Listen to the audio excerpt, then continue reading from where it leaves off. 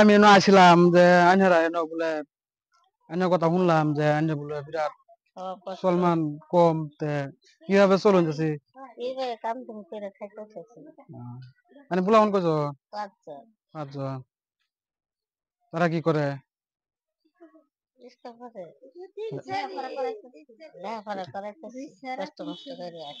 তারা লেখাপড়া করে তো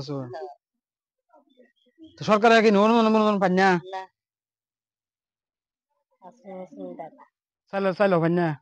সরকার থেকে কিভাবে অনুদান কিছু হয়েছে না? চাইল পাইন।